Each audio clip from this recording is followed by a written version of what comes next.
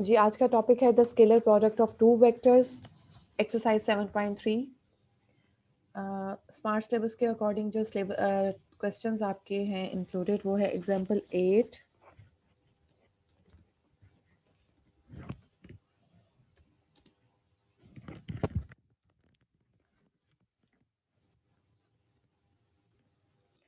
का सिर्फ first part है। उसके बाद एक्सरसाइज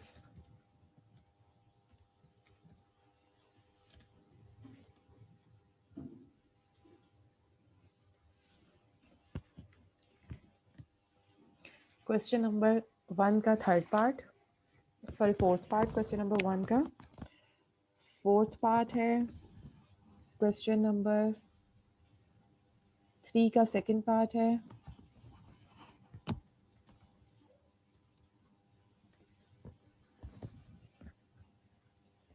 क्वेश्चन नंबर 5,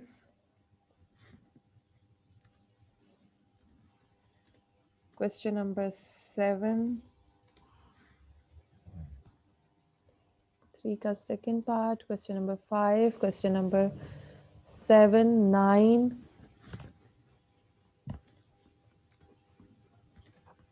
11,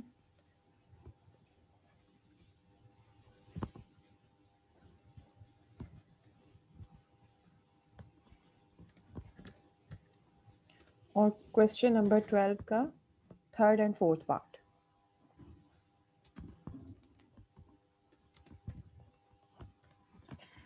जी, ये आपका स्मार्ट सिलेबस है। एग्जाम्पल नंबर 8 का first part, exercise 7.3, question number 1 fourth part, question number 3 second part, question number 5, question number 7, 9, 11 and 12 का थर्ड एंड फोर्थ पार्ट। इसको मार्क कर लें। कल भी करवाया था, आज दोबारा से करवा दिया है। हम लोग कल टॉपिक हमारा था scalar product of two vectors. तो इससे पहले हम लोग कर रहे थे addition and subtraction of vectors. अब हमने स्केलर प्रोडक्ट की टू वेक्टर्स की। इनमें ऐसे दो वेक्टर्स जिनका इनिशियल पॉइंट सेम हो उसकी स्केलर प्रोडक्ट हम फाइंड कर सकते हैं, और उसे डॉट प्रोडक्ट भी कहा जाता है स्केलर प्रोडक्ट को, और इनर प्रोडक्ट भी कहा जाता है। एक ही के दो नाम हैं। यू, जैसे कि नाम ही मैंने बताया कि डॉट प्रोडक्ट भी है, तो दो वेक्टर्स हैं u v, they have the same initial point, और उनकी प्रोडक्ट जो है उसको रिप्रेजेंट कैसे करेंगे, यू डॉट वी से, right.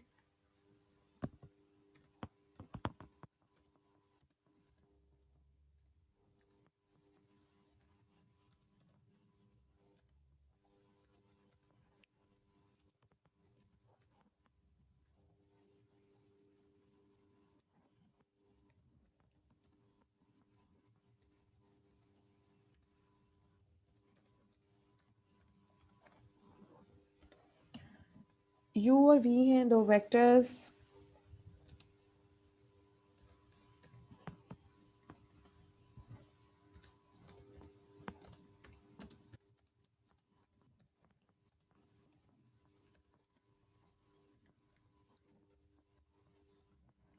Having same initial point, ये लिखना ज़रूरी है। तो u डॉट v किसके इक्वल होगा, u dot v is equal to magnitude of u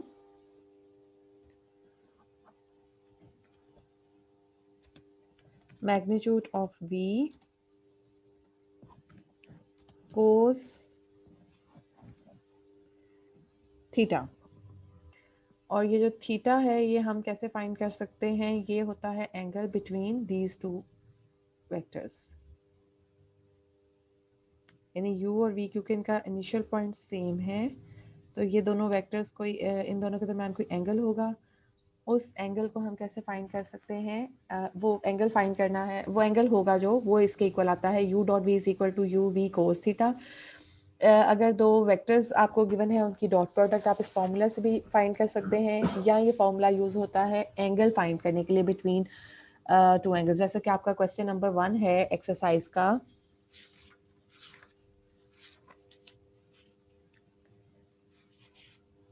exercise 7.3 question number 1, find the cosine of the angle theta between u and v। Cosine of the angle theta. अब आपने क्योंकि question में cos theta find करना है तो हम ये वाला फॉर्मूला यूज़ करेंगे, और इसकी हेल्प से हम जो है वो कोस थीटा फाइंड करेंगे। कोस थीटा आपका किसके इक्वल आ जाएगा, कोस theta is equal to u dot v over magnitude of u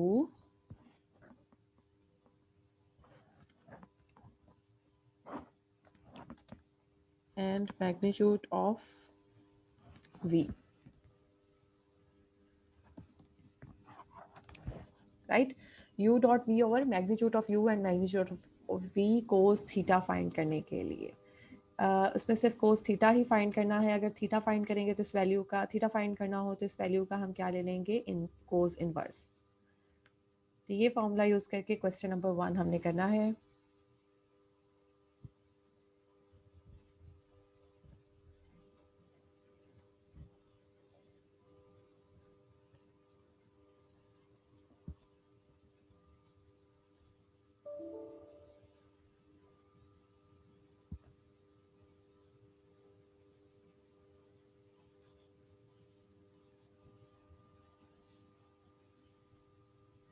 अब आ जाते हैं एक्सरसाइज की तरफ।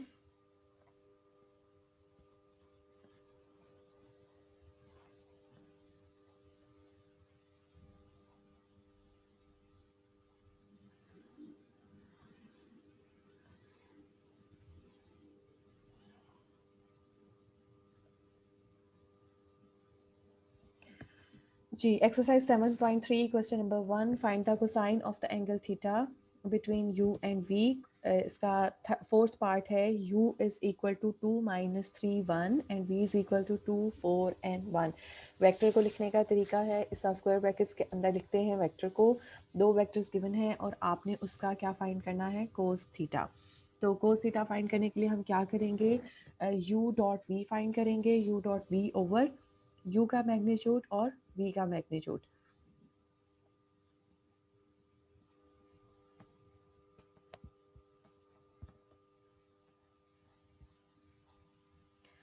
जी, यहाँ पर u किसके इक्वल है, क्वेश्चन नंबर 1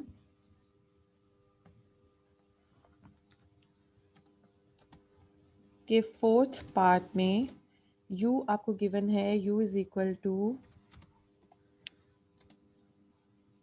2i। मैं क्वेश्चन नहीं लिख रही, आगे इसका सोल्यूशन लिख रही हूँ, ठीक है। तो ये आपको गिवन है 2 कॉमा माइनस 3 एंड 1।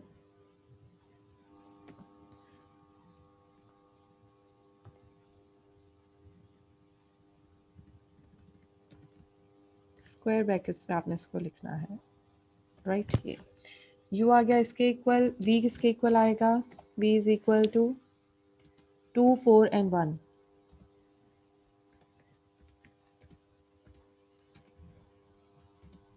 राइट। अब हमने फॉर्मूला यूज करना है, कोस थीटा हमने फाइंड करना है। कोस थीटा की जगह कोई ऐसा साइन डाल देती हूँ, ठीक है, जिससे आपको आपने ज्यूम करना है कि थीटा ही के इक्वल है।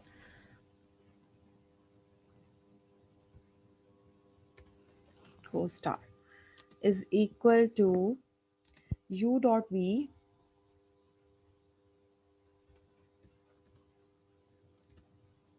Over magnitude of u and magnitude of v। अब आपको मैग्नीट्यूड ऑफ u फाइंड करना पड़ेगा, उसके लिए हम क्या करेंगे,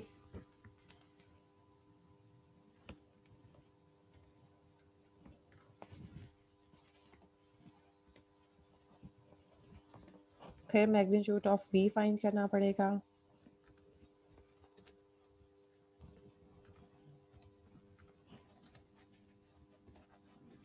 और फिर उसके बाद u डॉट v फाइंड करना पड़ेगा। जी,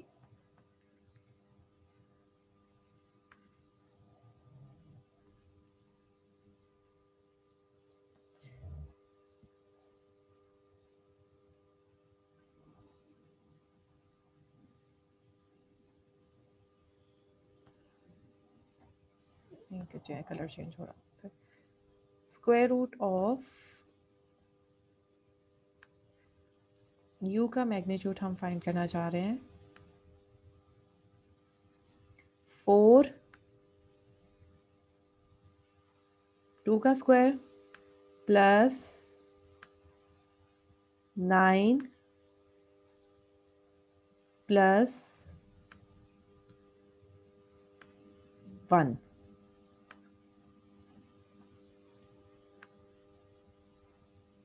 and it is equal to square root of 14.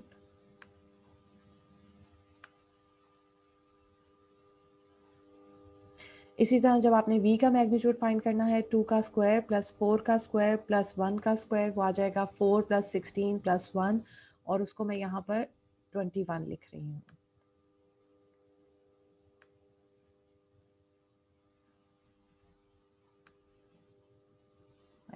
u dot we के लिए कल फॉर्मूला करवाया था. एक तो ये होता है u डॉट वी फाइंड करने का फॉर्मूला, u का मैग्नीट्यूड, v का मैग्नीट्यूड कोस थीटा, और एक दूसरा फॉर्मूला है कि आपने i का कंपोनेंट्स को i कंपोनेंट के साथ मल्टीप्लाई कर देना है और j कंपोनेंट को j के साथ, k के कंपोनेंट को k के साथ डॉट प्रोडक्ट करके इसका आंसर जो है वो एक स्केलर क्वांटिटी आता है. मतलब इसको आपने क्या करना है, 2 multiply by 2 which is equal to 4. ठीक है, मैं 2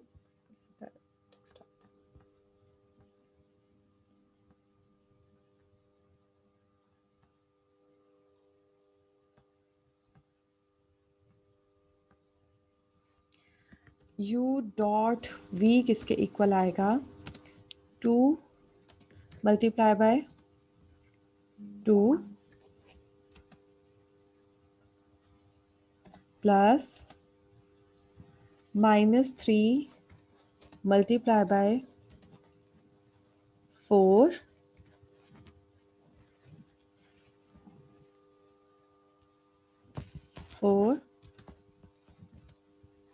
प्लस 1 मल्टीप्लाई बाय 1.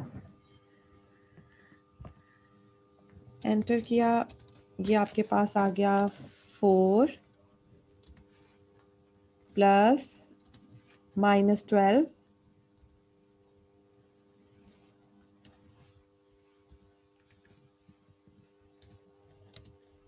प्लस 1. अब इसको आपने सॉल्व करके लिख देना है. -12 प्लस 5 किसके इक्वल आएगा, -7 के, -7.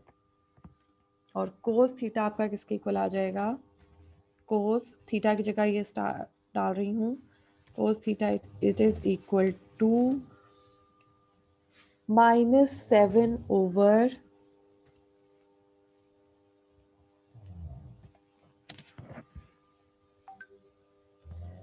square root of 14 and square root of 21.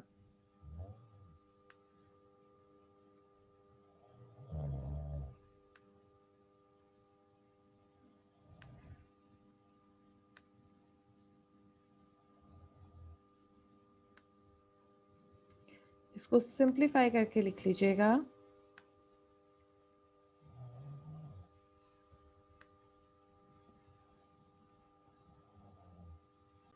जी, ये 14 और 21, 14 can be written as 7 multiply by 2, 21 can be written as 7 multiply by 3. तो 7 जो है वो स्क्वायर रूट में से बाहर आ जाएगा और ये आपका इज इक्वल टू आ जाएगा,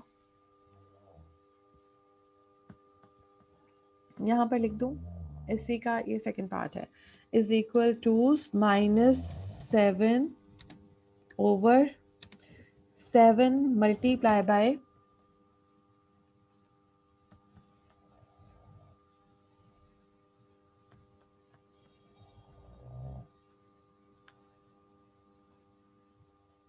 under root 6 and it is equal to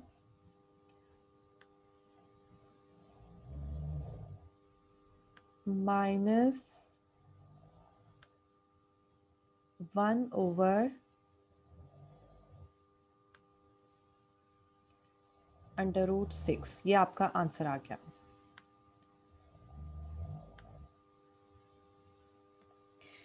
question solve करना इस तरह से थोड़ा सा मुश्किल है। Scalar product of two vectors, दो फार्मूलाज की हेल्प से आप स्केलर प्रोडक्ट फाइंड कर सकते हैं। स्केलर प्रोडक्ट आपको नाम से ही पता चल जाएगा कि इसका आंसर कोई नंबर आएगा। जैसे यहाँ पर ये तो खैर कोस थीटा की वैल्यू है, यहाँ पर u डॉट वी का आंसर देखें आपके पास -7 आया, तो ये कोई स्केलर क्वांटिटी आएगी आपके पास, इसीलिए इसको स्केलर प्रोडक्ट कहा जाता है।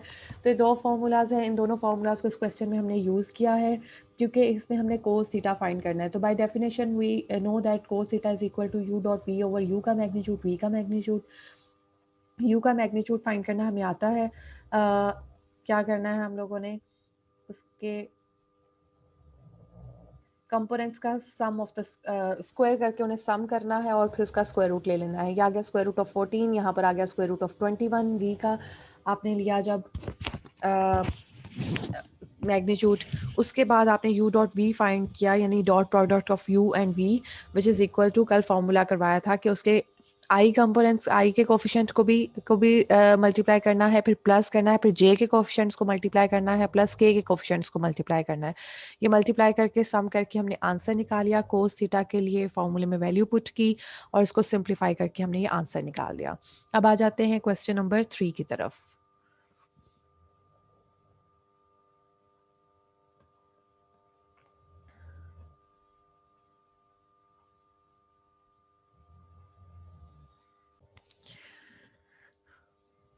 क्वेश्चन नंबर 3 क्या है, फाइंड अ रियल नंबर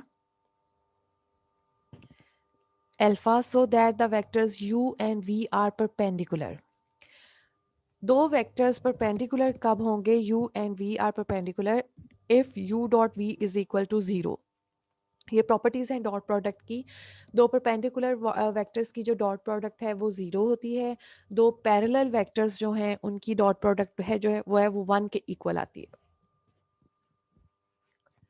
ठीक है, तो find a real number alpha so that the vectors u and v are perpendicular. Second part है u is equal to alpha i plus 2 alpha j minus k, v is equal to i plus alpha j plus 3k।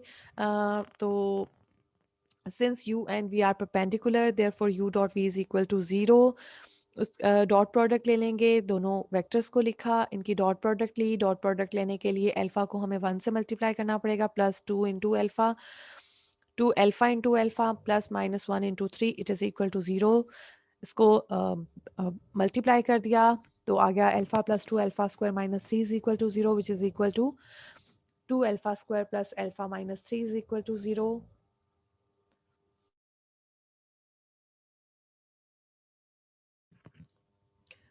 Quadratic equation बन गई। Alpha की value find करनी है, दो values मिलेंगी, factorisation किया, 2 alpha square plus 3 alpha minus 2 alpha minus 3 is equal to 0. This implies that alpha into 2 alpha plus 3 minus 1, 2 alpha plus 3 is equal to 0, is e and alpha is equal to minus 3 over 2 and alpha is equal to 1। दो values आपके पास alpha की आ गई।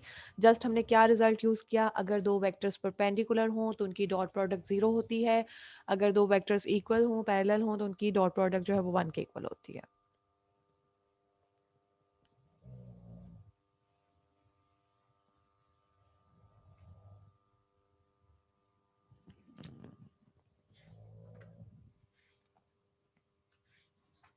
अच्छा, और इसमें एक important result है कि i dot i it is always equal to 1, j dot j is equal to 1, k dot के इज इक्वल टू 1। लेकिन हम अगर आई डॉट जे, क्योंकि आई खुद एक वेक्टर है, ठीक है, i is a vector along x axis, और अगर हम आई वेक्टर के अगर आप कंपोनेंट्स लिखना चाहें तो वो क्या होंगे 1 0 0। इसी तरह जे कंपोनेंट के वेक्टर लिखना चाहेंगे तो क्या होंगे 0 1 0। ये एक अलग बात है, आपकी एक्सरसाइज अभी इसमें कुछ नहीं आया लेकिन मैंने आपको बता दिया, ठीक है। और आई डॉट जे अगर डिफरेंट, यानी आई जो है वो एक्स की डायरेक्शन में है, जे जो है वो वाई की डायरेक्शन में है, दोनों परपेंडिकुलर हैं एक्स एक्सिस और वाई एक्सिस, तो i dot j is always equal to 0, ठीक है। लेकिन i dot i is equal to 1 होता है। तो परपेंडिकुलर जो वेक्टर्स हैं उसकी डॉट प्रोडक्ट जो है वो 0 के इक्वल आती है। नेक्स्ट है क्वेश्चन नंबर 5। क्वेश्चन नंबर 5 क्या है, v is a vector for which v dot i is equal to 0, v dot j is equal to 0, v dot k is equal to 0। Find v।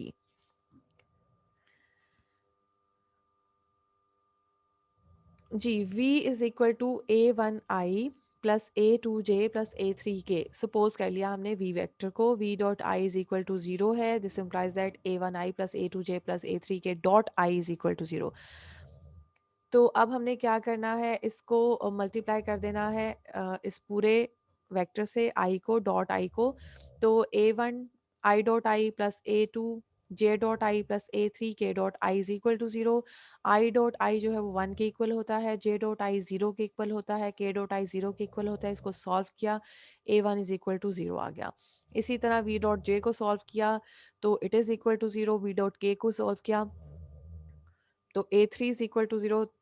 Thus एक zero vector ही जो है वो इन तीनों के perpendicular होता है, तभी उनकी डॉट प्रोडक्ट जो है वो 0 आई है। नेक्स्ट है क्वेश्चन नंबर 7।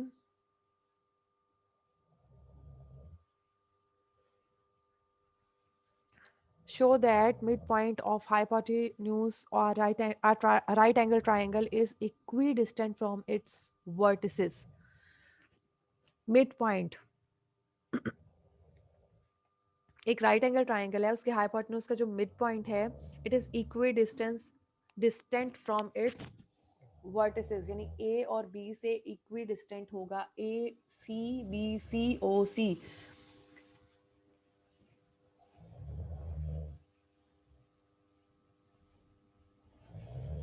ये तीनों सेम होंगे। सपोज अ राइट ट्राइंगल, ये बहुत इंपॉर्टेंट क्वेश्चन है। Suppose a right triangle O A B, let C B a mid point of hypotenuse A B, then C A is equal to minus C B. एक right angle triangle draw की इस तरह से, ओ ए vector है, O B vector है, और जो A B की बजाय हम लोगों ने क्या किया, सी ए और सी बी इस तरह से वेक्टर ले लिया। Suppose a right angle triangle O B, let C B a mid point of hypotenuse A B, then C A is equal to minus C B. This implies that C A is equal to C B. क्यों? क्योंकि mid point है, A B को दरमियान से cut कर रहा है, इसलिए सी ए और सी बी तो बराबर होंगे। Now O A is equal to O C plus C A. अब जो इसको चेक करने के लिए कि ओ सी जो है वो इनके बराबर है, ए बी और ए सी या ए सी बी के, उसको चेक करने के लिए हम क्या करेंगे, now O A is equal to O C plus C A. Triangle law of addition, O A is equal to O C plus C A, O B is equal to O C plus C B. Since OA is perpendicular to OB, therefore OA dot OB is equal to 0। क्योंकि दोनों perpendicular हैं तो इनकी dot product 0 होगी, इसलिए इसको इस तरह से लिख लिया, OC minus C B, O C plus C B is equal to 0। क्योंकि इस तरह से लिखा जा सकता है ना।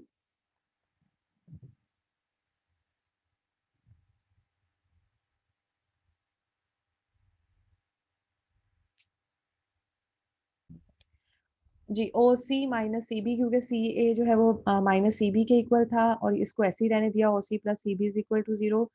And O C dot O C plus C B, just dot product बारी बारी इनके साथ ली है आपने, और डॉट प्रोडक्ट लिखकर आपने एक्सपैंड करके लिख दिया। नाउ ओ सी और ओ सी, मैंने आपसे कहा कि अगर दो सेम वेक्टर्स हैं तो उनकी डॉट प्रोडक्ट जो है उसके अगर आई डॉट आई का आंसर 1 आता है, लेकिन अगर इक्वल वेक्टर्स हैं तो O C dot O C is equal to O C के मैग्नीट्यूड का स्क्वायर प्लस, लेकिन अगर परपेंडिकुलर हैं तो उनका आ जाता है ओ सी और सी बी। देखें, ओ सी और सी बी ये परपेंडिकुलर हैं तो इनका आंसर आ जाएगा 0।